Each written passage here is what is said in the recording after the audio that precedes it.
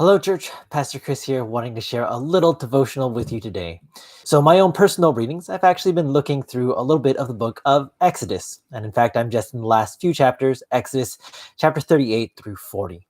And if you skim through those passages, you'll realize that this section relates to the tabernacle. And it gives very explicit, very detailed instructions about how the tabernacle is to be set up, with chapter 39 even talking about some of the garments of the priest, the special clothing that they were to wear. And at first glance, I realized that all of this can be a little overwhelming and perhaps even a little boring. I mean, there's 3 verses in here just about the hem of the robe of the priests who are supposed to wear these garments while ministering.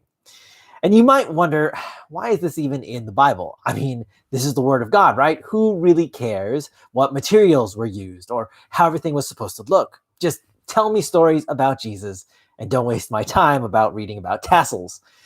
And that is an understandable viewpoint. But today I just want to take a moment to think about this and to consider the construction of this very impressive piece. And there have been many thoughts and theories over the years as to why this was so important. Why are there chapters and chapters in the Old Testament, details about the tabernacle? But today I just want to emphasize one, just one, and that is this. The tabernacle was God's dwelling place, the very location where his presence was on this earth. And as such, it deserved all the glory, all the majesty, all the sparkle that humanity could possibly muster. Attention was given to every single detail, every single facet of the entire project. This was the pinnacle of Israelite construction, if you will. The best artisans were brought in. This was for the glory of God, and as such, it demanded the absolute best, down to the very last T-bar. It is impressed upon the reader of Exodus over and over again just how important all the details were. If we are going to build something for the glory of God, it had better be the best that we have. And even that we know is not good enough, but we should bring the best that we have to the table. Now you can fast forward to our current day. Well, the tabernacle, as we know it, is long gone.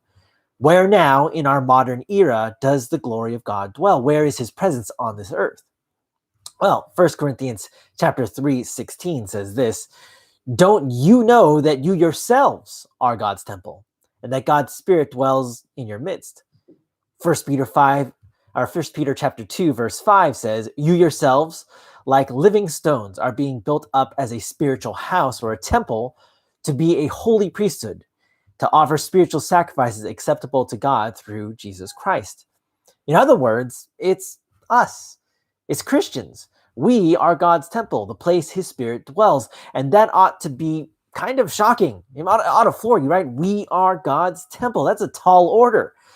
And what are to be our priestly garments? What are we supposed to wear? Put together a breastplate or ornate tassels? Probably not. But Isaiah 61 verse 10 says this: "I delight greatly in the Lord. My soul rejoices in my God. For he has clothed me with garments of salvation and arrayed me in a robe of his righteousness." Similarly, Psalm 132 verse 9, "May your priests be clothed with your righteousness. May your faithful people sing for joy." In other words, our clothing, our garments are actually righteousness, the way that we live. Now, Exodus 38 to 39, they highlight the importance and the magnificence of God's glory. This is not something to be taken lightly. This is something that demands our very best, our utmost respect and attention. And the same is true today. You are God's temple. You are God's dwelling place. Are you clothed in his righteousness? Are you wrapped in his salvation?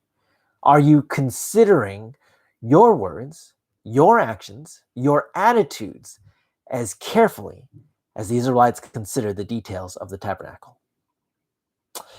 I hope that you're having a good week, and I hope that this is of some encouragement to you. God bless, and we'll see you next time.